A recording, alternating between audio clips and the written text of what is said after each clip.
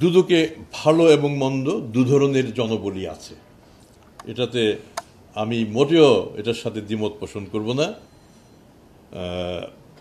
একটা ভালো পয়েন্ট এসছে, সরিষার ভিতরে যদি ভূত থাকে তো সেই ভূতকে তাড়াবে, সেই ওঝা কোথায়?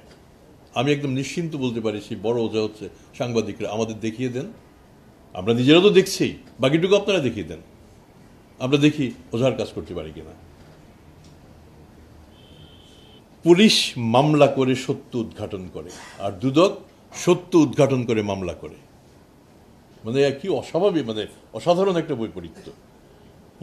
দুদক সত্য উদ্ঘাটন করে মামলা করে, তাহলে তার মানেই হচ্ছে দুদকের এই সত্য উদ্ঘাটন করার ক্ষমতাটা তুলনামূলকভাবে অনেক বেশি, অনেক বেশি। সাবেক আওয়ামী লীগের মন্ত্রী, প্রতিমন্ত্রী, সংসদ সদস্য এবং প্রভাবশালীদের সরাসরি হস্তক্ষেপে দলীয় নিয়োগ হয়েছে।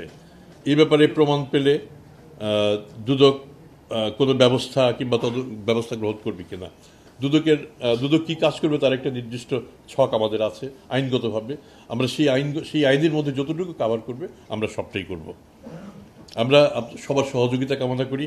আমি বিশ্বাস করি আমরা দুদক যদি সামান্য একটুখানি ভাইব্রেন্টও হয়ে থাকে, একটু জীবিতও যদি জনগণের কাছে মনে হয়ে থাকে, এই কৃতিত্ব আমাদের না, এই কৃতিত্ব গণমাধ্যমের, এবং গণমাধ্যম আমাদের এই কৃতিত্ব ধরে রাখতে সাহায্য করবে।